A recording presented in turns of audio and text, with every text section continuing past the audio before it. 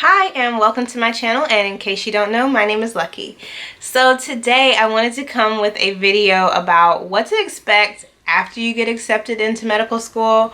Personally, I didn't know what to expect after I got accepted into medical school. So because I had no idea about what exactly happens after you get accepted into medical school, the time that I've had post acceptance has really been a learning experience for me, and I just want to talk about it and kind of help anyone who might be kind of going through that journey of, oh, I just got accepted into medical school, or you're getting ready for medical school acceptances, and to kind of give you a look into what you might expect. And of course, everything I'm saying, it probably more than likely differs depending on what school you get accepted into or what school you planned on attending.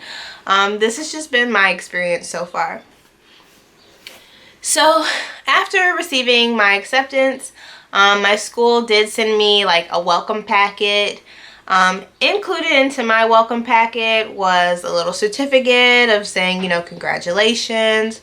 There was a list of things that I needed to complete, like a little checklist.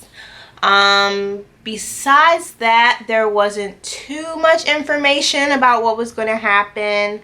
I think on that checklist, actually, for my school, there was no exact start date, but I'm sure for other schools, they might, in your welcome packet, you may receive, the amount of information that you receive about your upcoming school year varies from school to school. But yeah, I received that packet, and then from there, the school told me the next step was to actually complete a background check. And so what I had to do is, my school utilized a portal, an online portal, and you would go online to the portal, you would complete the background check, and or you would just put in the information that was necessary. So they would ask you stuff like your name, they would ask you, like previous addresses, if you have any aliases or anything like that. Besides that, that was pretty much it. It was pretty straightforward.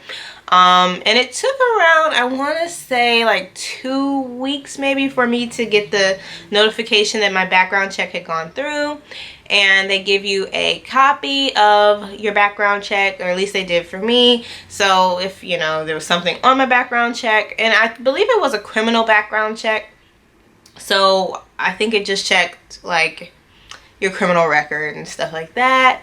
But yeah, that was easy. And once I think you submit it, they ask you like, are you okay? Or once you receive it back, I think they ask, are you okay with this? If so, we're going to send it off to the school, and they did so.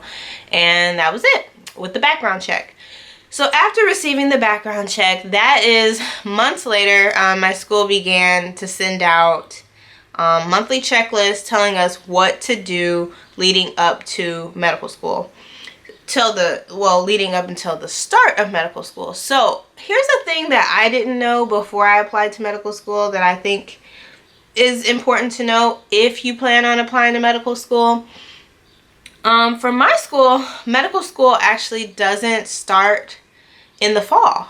So I think a lot of schools, your first year of medical school, you're not going to start school. Like medical school in general, you don't have that schedule that you had in undergrad, where like late August, early September you might start school. That's not the case for some schools. So for my school, we actually start July 15th, and so that's the first day of school. And so I'm saying this because I was thinking initially, I didn't know when school started, but I was thinking, oh, okay, well, I'll probably get to, have a summer and do all this stuff, and I'll have tons of time. I thought maybe school would start in the fall or, the late summer, but that's not the case. And there's also other local schools that I kind of looked at, and they started in June. So I think pretty much where a lot of schools tend to start their first years, they tend to start during like June to like late August. So I think that's important to keep in mind, because if you're expecting to go on this like elaborate vacation, schedule all all summer, or if you're expecting yourself to do a bunch of things, you might not be able to, you know, and you have to use your time accordingly. And I think it's really important to find out, you know, when you look into schools, just take note of when did the last class start, and, you know, like when is school probably going to happen. You know, depending on the school that you end up attending, you know, there's certain restrictions and criteria of different immunizations that you must have, or you have to be immunized to certain pathogens, I guess, and you have to showcase that you actually have immunity to these pathogens. So what you have to do is, like my school, I had to show my MICR, which I live in the state of Michigan, and MICR is just basically your immunization record. It showcases, you know, what immunizations you've had and what date you had them and all of that stuff, and like where you are in the stage of the immunization, like whether you need, you know, another immunization, are you on step 1 or step 2, you know, that kind of thing. I had to get that pulled, and only healthcare professionals can pull your MICR. So I went to my primary care physician. They pulled the MICR. And then I also had to get titers. And titers are, that's when they do a blood test to check and see if the antibodies that they, you know, are looking for are actually there. And that's, I think, where it can get a little bit like tedious and exhausting when it comes to going through this whole immunization process or checking to make sure that you're actually immunized. So for me, I got the blood test. So basically what ended up happening to me after I got my titer results back, my primary care physician told me that I needed additional immunizations or like booster shots, and that particular office that they had didn't have the booster shots. So I didn't want to wait. I'm a very, like, I like to get stuff done type of person. I don't like to wait. So I was like, okay, well, since they don't have those shots, you know, in the office right now, they're all out, I was going to go to the health department. My local health department, they will administer immunizations, and if you have health insurance, it's totally free. But if you don't have health insurance, I think most immunizations are around $7 a piece. But thank God I have health insurance, which is another thing to talk about. So I didn't have to pay for any additional immunizations. But once I got to the health department, the wonderful nurse practitioner who was there, she sat down with me and she talked to me about my results, which my physician did not do. She read the results with me, she explained them to me, and I didn't even need any additional immunizations. So far, from my knowledge and the knowledge that the nurse practitioner has, she said that I am all good. My primary care physician just read the results wrong, and I didn't even need any more immunizations. And because I was there at the health department, they were like, hey, do you want to get your Gardasil, and do you want to get a Hep A? And I was like, okay, well, since I'm here, I'll do it. So that's what I did. So I ended up getting two additional shots, but I didn't even need them. They weren't shots that my school required me to have. But yeah, I think that's where the most frustrating things can kind of happen, is getting your titers done.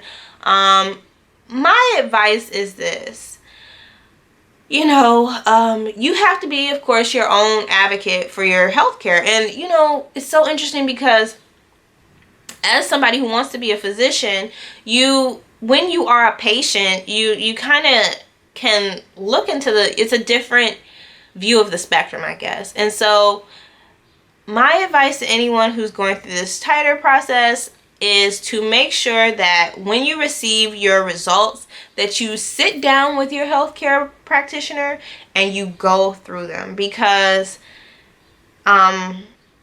you know, make sure that you understand them and make sure that they're giving you a clear picture of what exactly you might need. So I would highly suggest just doing that. And another thing, if you end up needing immunizations and you're uninsured, I would definitely say check out your local health department, see if they offer immunizations.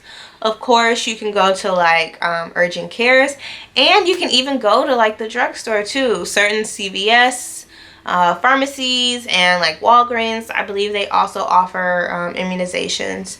But yeah, that was the most frustrating part of this whole ordeal, was just dealing with the titers. So along with the titers, my school required me to have kind of like a physical examination. So it really, they just needed a healthcare provider to write off and say that I was capable of becoming a doctor, that I didn't have any like mental attributes or physical attributes that might hinder me from becoming a physician. And so I had to get that paper signed, and I did that when I went to the doctor to get my titers done too. And so I just sent that in also. Another thing that you have to do, and I think is really important to talk about once you get accepted into medical school, is you have to send in, at least for my school, I had to send in all of my transcripts. I had to send in official transcripts, and I also had to send in copies of my degrees. So I have not yet sent in copies of my degrees. I just got my master's degree in the mail, so I'm just gonna scan that and email that to the school. So my school requires you to send in official copies of your finalized transcript. And I say this because I will be very honest with you. If you don't know, I was in grad school for like the past 2 years up until April of this year, 2019. And I was taking just one class, finishing up 4 credits for me to get my degree.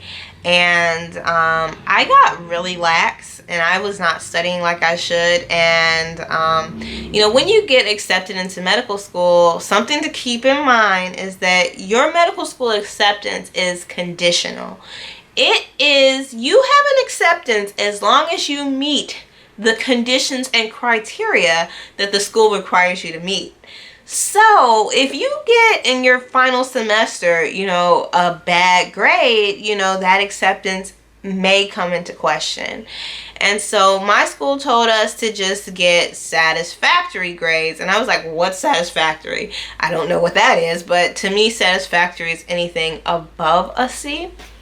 So long story short, I got too laxed in my last semester of school, and I was hovering around a C, and I was scared to death. I was like, oh my God, what if I get a C on my transcript? My transcript was, before this class, was really good, and I just did not want to ruin it. And lo and behold, I was, going crazy, stressed out. And I was like, oh my God, I gotta turn this C upside down. And by the grace of God himself, seriously, I ended up with a B in the class. And I was very happy, and, was able to send in my transcripts. And my school didn't say anything about that, of course, I'm sure. But, it all depends on your school. So I think if you're having trouble in your classes, your last semester of classes, or whatever the case may be, make sure you know the conditions that your school requires you to meet. So if it says, that we need you to meet, at least a 3.0 GPA, that way But just keep that in mind, that medical school acceptances are not set in stone. If you do something that the school doesn't like, or that is against the school's policies, or whatever the case may be, your acceptance can be taken away from you. So just keep that in mind. I know it's your last semester. You might be having like super duper senioritis, if you're still in school, if you're finishing up your degree.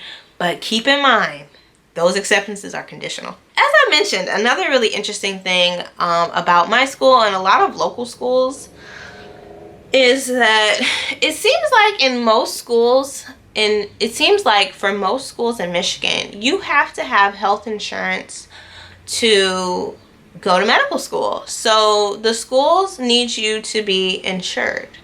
And health insurance is a kind of funny subject for me, because I've been uninsured, and I've been underinsured, and I've been unhappy with my health insurance coverage.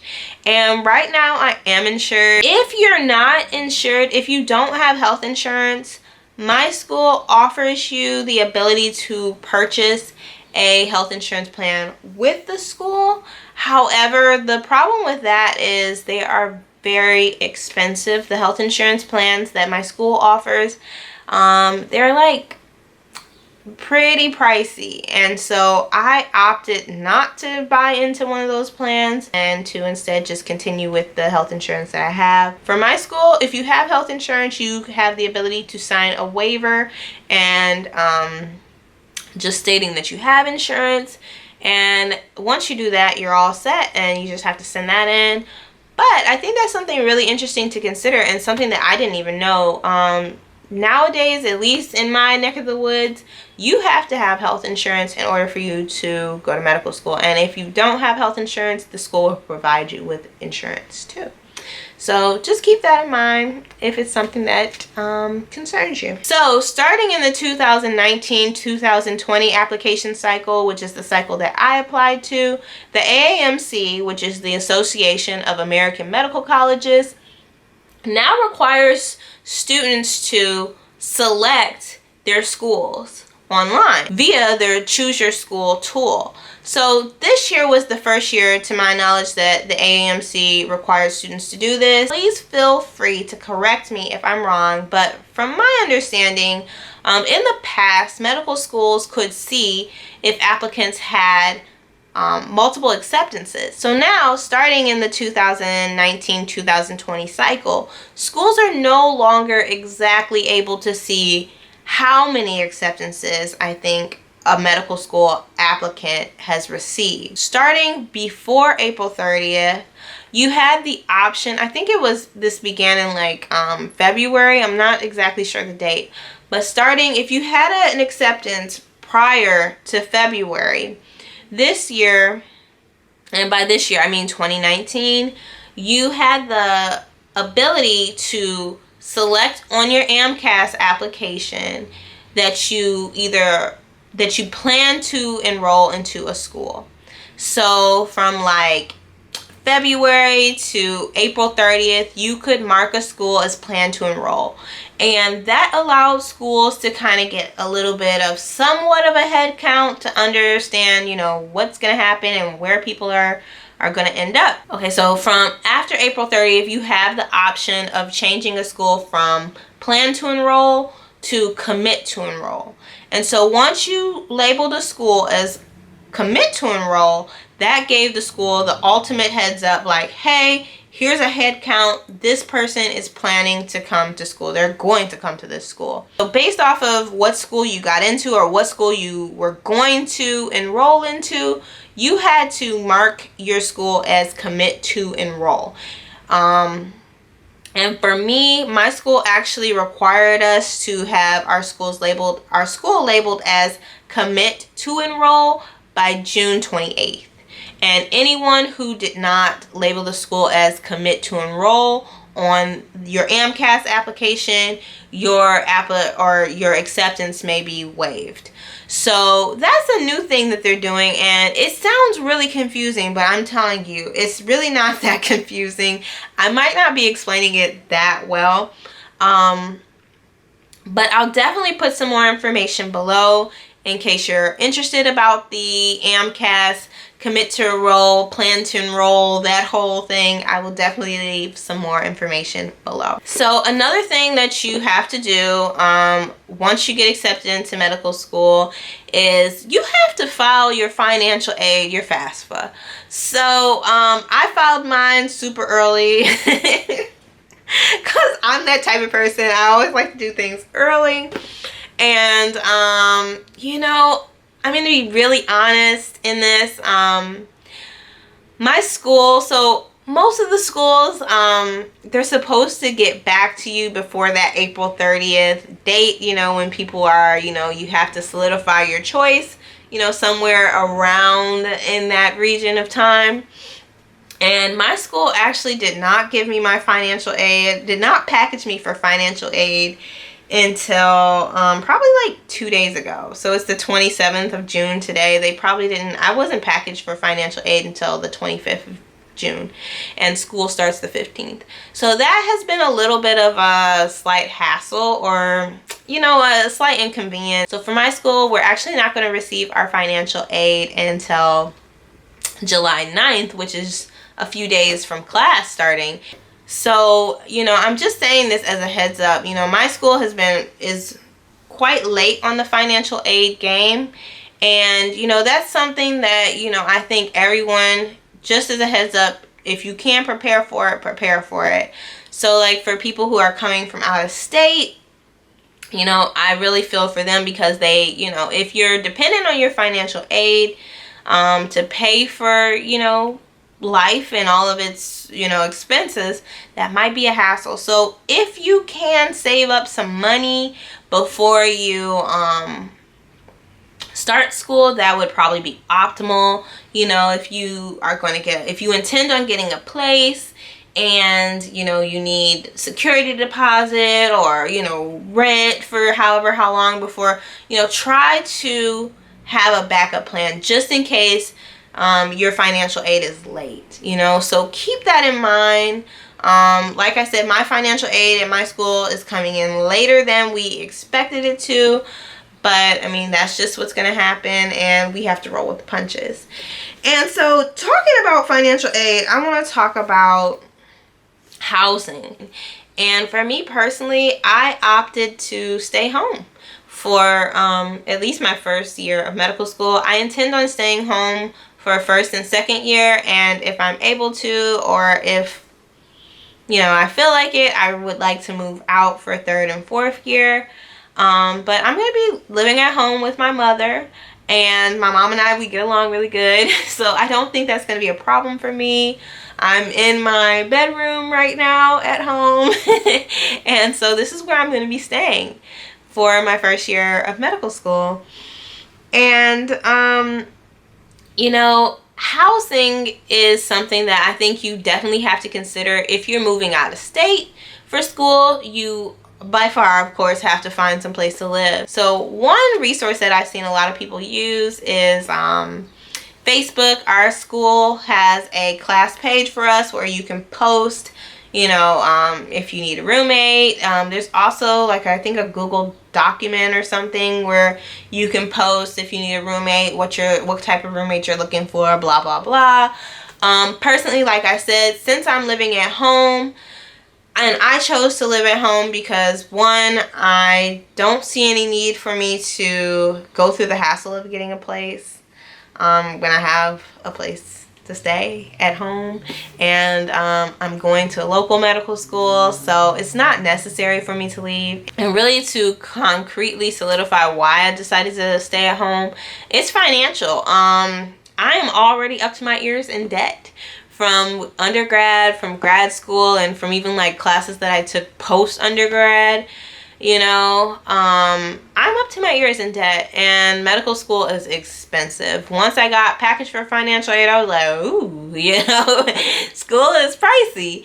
And in my opinion, I think staying at home will really lessen my financial burden in the long run. I won't have to take out as much in loans in order for me to pay for school and my living expenses. So I'm going to be staying at home. So another thing that kind of differs between schools is the kind of social aspect or social frontier that schools kind of portray once you get accepted. My school has not tried to put together any kind of like meetups or anything for that, so I haven't met anyone who's actually who's going to be in my class yet. But another thing that my school did do is we have a class Facebook page. So, you can kind of do a little bit of talking and see a little bit of who's coming and whatnot on Facebook. If you're on Facebook and various other social media platforms, the school tries to help us to connect via that. And one more thing that I want to talk about that I've received from my school. So my school actually probably earlier this month, my school actually uploaded our entire year-long schedule. and they did so via like Google Calendar. So we have a calendar. So our school allows us to download the Google Calendar and put it onto our own personal calendars. And so we basically know what we're going to be doing every single day of class, or what classes we're going to be attending every single day of class. So that's really great. That's one of the things that I think is awesome, because it really helps us to see when we go to school, what's required, what's not required, and also like when we'll be able to have breaks. So that allows, you know, anyone to kind of figure out, you know, how they may want to spend their vacation time and all that stuff. So I think that was one of the things that I really enjoy and think is awesome. So besides that, that's pretty much it. I just wanted to share a couple of things that you may want to be on the lookout for if you're about to get a medical school acceptance, or if you've been accepted into medical school. If you have any more suggestions or things that you think others should look out for once they get accepted into medical school, please feel free to share them in the comments below. And again, thank you for watching, and I will see you in the next video. Bye.